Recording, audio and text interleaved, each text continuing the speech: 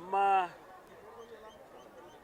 ಸಂಪ್ರದಾಯದ ಪ್ರಕಾರ ಇವತ್ತು ಭಾಳ ಶ್ರೇಷ್ಠ ದಿವಸ ಅಂತ ಹೇಳ್ತಾರೆ. ಅದಕ್ಕಾಗಿ ಆ ತಾಯಿಯ ದರ್ಶನವನ್ನು ಮಾಡೋದಕ್ಕೆ ನಾನು ನನ್ನ ಶ್ರೀಮತಿಯವರು ಬಂದಿದ್ದೇವೆ, ದರ್ಶನ ಮಾಡಿದ್ದೇವೆ. ರಾಜ್ಯಕ್ಕೆ ಮತ್ತು ಲೋಕ ಕಲ್ಯಾಣಕ್ಕೆ ಒಳ್ಳೆಯದಾಗಲಿ ಅಂತ ಹೇಳಿ ಪ್ರಾರ್ಥನೆ ಮಾಡಿದ್ದೇನೆ. ನಮಗೆ ಪ್ರತಿ ವರ್ಷವೂ ಕೂಡ ಮಳೆ ಬೆಳೆ ಚೆನ್ನಾಗಾದರೆ ರಾಜ್ಯಕ್ಕೆ ಮತ್ತು ರಾಷ್ಟ್ರಕ್ಕೆ ಭಾಳ ಒಳ್ಳೆಯದಾಗುತ್ತೆ. ಇಲ್ಲದೆ ಹೋದರೆ ಭಾಳ ಜನ ತೊಂದರೆಗೀಡಾಗ್ತಾರೆ, ಭಾಳ ಕಷ್ಟಗಳನ್ನು ಅನುಭವಿಸ್ತಾರೆ. ಹಿಂದೆಲ್ಲ ನಾವು ಬರಗಾಲಗಳು ಬಂದಂಥ ಸಂದರ್ಭದಲ್ಲಿ ನೋಡಿದ್ದೇವೆ. ಇದು ಸರ್ಕಾರಕ್ಕೂ ಕೂಡ ಒಂದು ಸವಾಲಾಗುತ್ತೆ.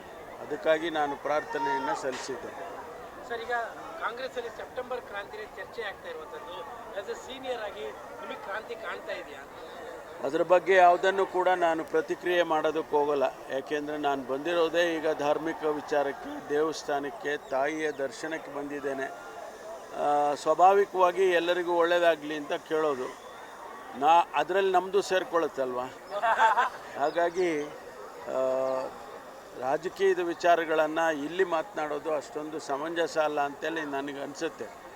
ನಿಜವಾಗೂ ಇವತ್ತು ತಾವು ಗಮನಿಸಿದ್ದೀರ ಮೀಡಿಯಾದವರು, ನಿಮಗೆ ಮೊದಲು ಗೊತ್ತಾಗೋದು, ಇಲ್ಲೇ ಗೊತ್ತಾಗೋದು ಮೊದಲು ಅಂತ ನೀವು ಹಾಕ್ಕೊಂಡಿರ್ತೀರಲ್ಲ, ಹಾಗೆ ರಾಜಕೀಯದ ಬೆಳವಣಿಗೆಗಳು ಗಮನಿಸಿದ್ದೀರಿ.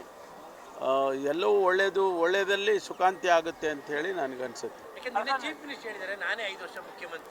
ಅವರು ಮೊದಲು ಹೇಳಿದ್ದಾರೆ, ಅಲ್ಲಿಗೆ ಎಲ್ಲವೂ ಕೂಡ ಒಂದು ರೀತಿಯಲ್ಲಿ ಕ್ಲಿಯರ್ ಆದಂಗೆ ಆಯ್ತಲ್ಲ ಅಂತ ಅವರು ಹೇಳಿದ್ದಾರೆ. ಅನುಭವ ಅದೆಲ್ಲ ಇಲ್ಲ. ನಮ್ಮಲ್ಲಿ ಹೈಕಮಾಂಡ್ ಅಂತ ಒಂದಿದೆ ಕಾಂಗ್ರೆಸ್ನಲ್ಲಿ. ನಮ್ಮಲ್ಲಿ ಮೊದಲಿಂದಲೂ ಕೂಡ ಹೈಕಮಾಂಡ್ ಅಂತ ಒಂದಿದೆ.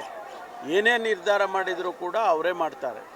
ಈಗ ಮುಖ್ಯಮಂತ್ರಿಗಳು ಈಗಾಗಲೇ ಹೇಳಿದ್ದಾರೆ, ನಂದಿಬೆಟ್ಟದಲ್ಲಿ ಭೋಗನಂದೇಶ್ವರ ದೇವಸ್ಥಾನದ ಮುಂದೆ ಅವತ್ತು ಹೇಳಿದರು. ಅವತ್ತು ನಾನು ಕೂಡ ಅವರ ಜೊತೆಯಲ್ಲೇ ಇದ್ದೆ. ನಾನು 5 ವರ್ಷವೂ ಕೂಡ ನಾನು ಆಡಳಿತ ಮಾಡ್ತೇನೆ ಎನ್ನುವಂಥ ಮಾತನ್ನು ಆಡಿದ್ದಾರೆ. ಇವತ್ತು ಮತ್ತೆ ಕ್ಲಾರಿಫೈ ಮಾಡಿದ್ದಾರೆ ನಿನ್ನೆ ದೆಹಲಿಯಲ್ಲಿ. ಹಾಗಾಗಿ ಒಳ್ಳೆಯ ಆಡಳಿತ, ನಾವು ಜನಪರವಾದ ಆಡಳಿತವನ್ನು ಕೊಡ್ತೇವೆ ಅಂಥೇಳಿ ನಾವು ಹೇಳ್ಕೊಂಡಿದ್ದೇವೆ ಚುನಾವಣೆ ಮೊದಲು. ಅದಕ್ಕಾಗಿ ಅದನ್ನು ಮಾಡ್ತಾ ಇದ್ದೇವೆ, ಮುಂದೆನೂ ಕೂಡ ಮಾಡ್ತೇವೆ.